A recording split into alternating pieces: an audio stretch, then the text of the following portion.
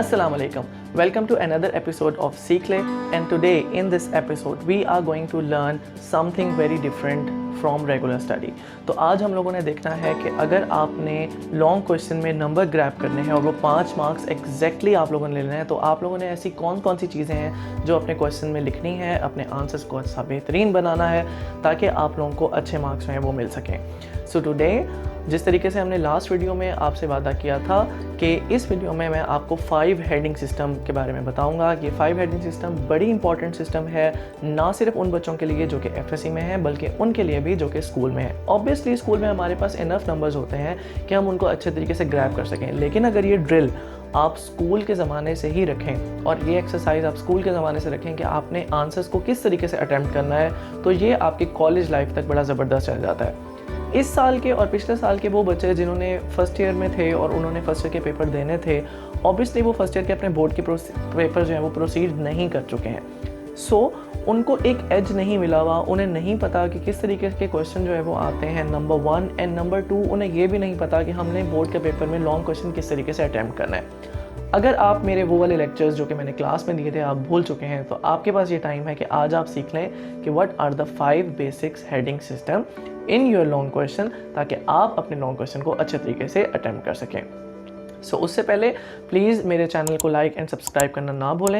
जल्दी से सब्सक्राइब के बटन पे जो है वो आप क्लिक कर लें कि अगर आप न्यू यूज़र हैं, और अगर आप प्रीवियस यूज़र हैं तो आपने बेल आइकन पे क्लिक करना है ताकि मेरी नोटिफिकेशंस इस चैनल पे जितनी भी वीडियोज़ आ रही हैं उसकी नोटिफिकेशन आपको जल्द से जल्द मिल सकें।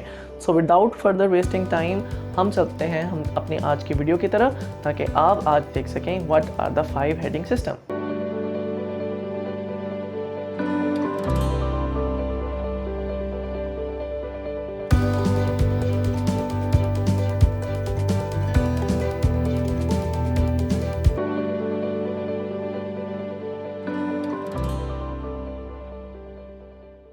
तो हमने आज सीखना है कि 5 हेडिंग सिस्टम्स क्या हैं। बच्चे आपके पास यहाँ पर बोर्ड के पेपर्स में, चाहे आप फर्स्ट ईयर के पेपर दे रहे हो या सेकंड ईयर के पेपर दे रहे हो, आपको 5 नंबरों का एक क्वेश्चन जो है वो आता है। वो 5 नंबर आप लोगों ने ईज़िली, आप समझते हैं कि ये बड़े थोड़े नंबर हैं और ईज़िली हमें मिल जाएंगे। बेटा ऐसा नहीं है, इसमें तमाम चीज़ों के क्वेश्चन के साथ साथ आंसर्स के तमाम नंबर जो हैं वो जस्टिफाइड होते हैं, और एक एक नंबर के लिए यहाँ पर जो है ना बच्चों के दरमियान में आपस में रेस होती है। तो इस रेस में अगर आप लोगों ने जीतना है, इस रेस में अगर आप लोगों ने अच्छे मार्क्स लेने हैं, तो फिर आपको चाहिए कि आप अपने क्वेश्चन को बड़े अच्छे तरीके से अटैम्प्ट करें। देखें, मैं आज यहाँ पर आपकी राइटिंग स्किल्स के बारे में बात नहीं करूँगा, मैं आज यहाँ पर आपके सेंटेंस कंप्लीशन के बारे में बात नहीं करूँगा, मैं यहाँ पर आज आपके क्वेश्चन के ओवरऑल लुक के बारे में बात करूँगा। एक बच्चे का क्वेश्चन का ओवरऑल लुक इतना बेहतरीन हो जाए कि चेक करने वाला और एग्जामिनर जो है उसको अच्छे मार्क्स दे दे, यही आप लोगों के लिए आज की जो है वो जीत होगी। सो हम इसको स्टार्ट करते हैं और देखते हैं कि 5 हेडिंग सिस्टम जो है वो क्या है। मैं आपको फर्स्ट ईयर की भी एग्जांपल दूंगा और सेकंड ईयर की भी एग्जांपल दूंगा। बेटा हमारे पास बोर्ड में ऐसे क्वेश्चंस जो हैं वो चूज़ होते हैं और ऐसे क्वेश्चंस हमारे पास आते हैं जिसमें हार्डली ही ऐसा हो कि आपके पास कोई फिगर जो है वो उसमें ना इन्वॉल्व हो रही हो। फिज़िक्स के तमाम क्वेश्चंस में या तो फिगर इन्वॉल्व हो रही होगी, या कोई ग्राफ आ रहा होगा, या कोई कर्व आ रहा होगा, या फिर उसमें डेरिवेशन जो है वो इन्वॉल्व हो रही होगी। सो लेट्स सपोज अगर आपके पास एक क्वेश्चन आता है कि आपने उसको डिफ़ाइन करना है और एक्सप्लेन करना है, या आपके पास कोई लॉ जो है वो पूछ लिया जाता है, तो यहाँ पर आपको 5 हेडिंग्स नज़र आ रही हैं। ये हेडिंग्स अगर आपके आंसर में मौजूद होंगी तब आपका आंसर जो है वो बड़ा ज़बरदस्त एक पैटर्न फॉर्म में आ जाएगा कि आप अपने नंबर जो है वो इजीली ग्रैब कर सको। सो मैं जिन 5 हेडिंग्स के ऊपर फोकस करता हूँ, और अपने टाइम पे मैं भी इनके ऊपर इतना ज़्यादा फोकस नहीं कर पाया, लेकिन साथ साथ पढ़ाने के साथ साथ मुझे पता लगा कि ये चीज़ें बड़ी ज़रूरी हैं। तो इनमें नंबर 1 आपके पास डेफिनेशन है, नंबर 2 आपके पास एक्सप्लेनेशन है, नंबर 3 आपके पास डेरिवेशन है, नंबर 4 आपके पास फिगर है या ऑपरेटर्स है, या इसमें आपके पास कर्व है, और नंबर 5 द मोस्ट इम्पॉर्टेंट आपके पास यहाँ पर रिज़ल्ट है। बेटा इन जो हेडिंग्स मैंने आपको यहाँ पर लिख के दिखाई हैं, प्लीज़ इनकी तरतीब जो है वो भी बाज़ बच्चे बहुत पूछते हैं कि सर इनकी अरेंजमेंट में क्या हम आगे पीछे कर सकते हैं।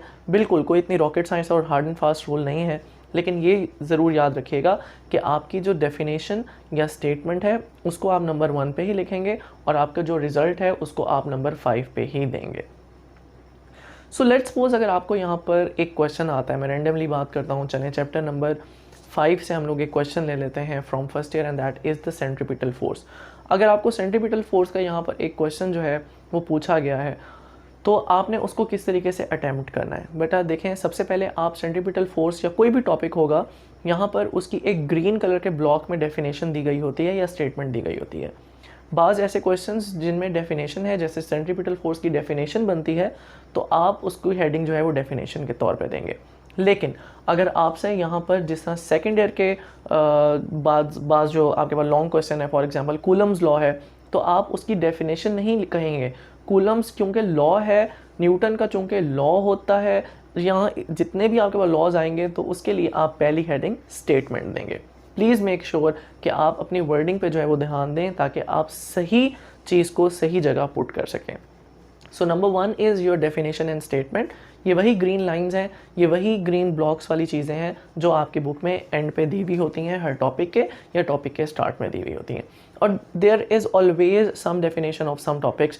विदाउट डेफिनेशन कोई भी टॉपिक जो है वो डिफाइन नहीं होता। रदर दैन अगर कि वो कोई एक्सपेरिमेंटल टॉपिक हो, जैसे इलास्टिक कोलिजन के कुछ टॉपिक्स हैं, या फिर आपके पास सेकेंड ईयर में इस तरह के कुछ टॉपिक्स आते हैं, लेकिन डेफिनेशन या स्टेटमेंट जो है वो उनकी लाजमी बनती होती है। ओके जी, नंबर 2 में आपके पास यहाँ पर जो है वो एक्सप्लेनेशन आती है। अब यहाँ आप तरतीब जो है वो चेंज कर सकते हैं।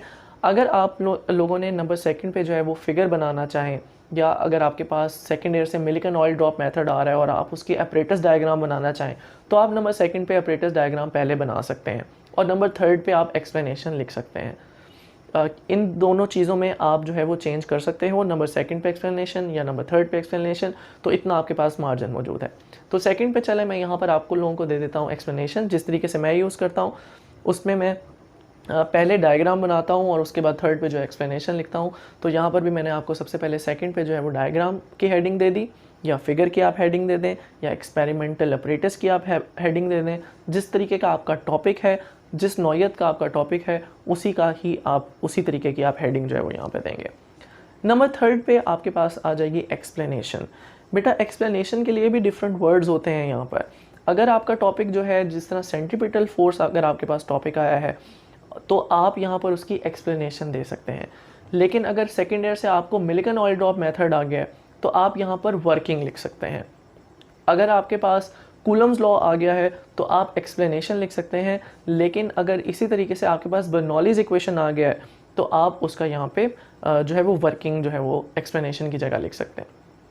अब आपने 4 से 5 लाइंस में अपनी वर्किंग बतानी है, अपना प्रोसेस बताना है, अपनी एक्सप्लेनेशन बतानी है कि आप सेंट्रीपिटल फोर्स को किस तरीके से एक्सप्लेन कर रहे हैं, या आप किसी टॉपिक को किस तरीके से एक्सप्लेन करना चाह रहे हैं, जो लाइंस आपकी बुक में एक्सप्लेनेशन की लिखी होती हैं। तो आपने वो 4 से 5 लाइंस एक्सप्लेनेशन में लिखनी है।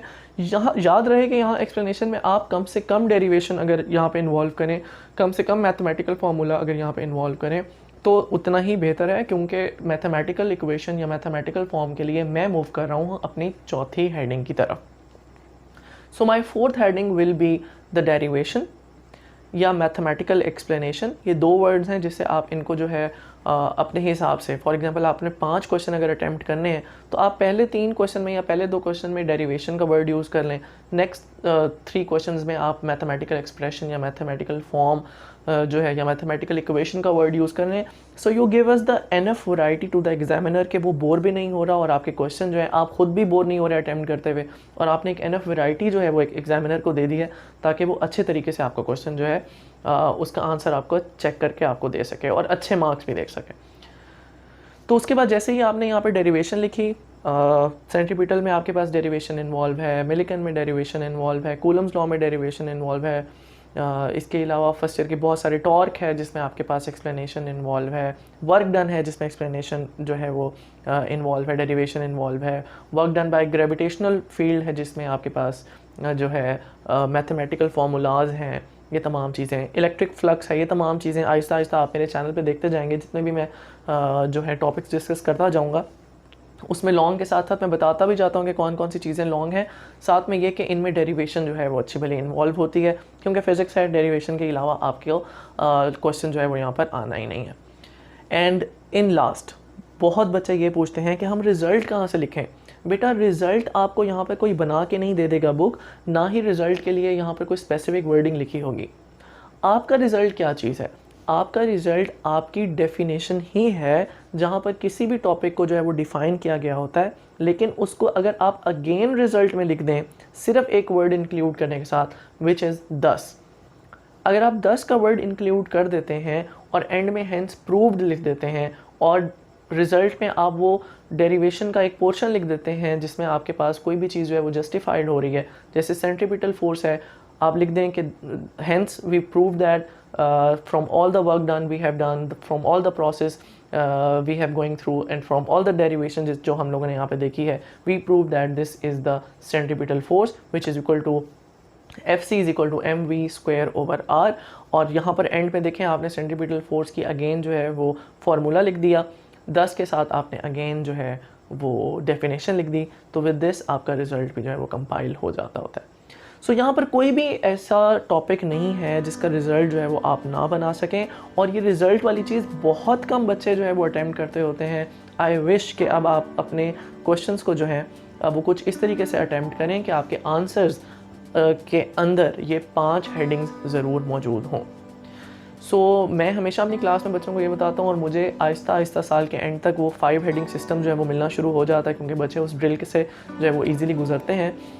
तो अगर ये आदत आप अपने साथ अभी से रखेंगे तो जब आप अपनी क्लासेस में आएंगे और अपने पेपर अटैम्प्ट करेंगे तो आपको ये तमाम चीज़ मुश्किल नहीं लगेगी।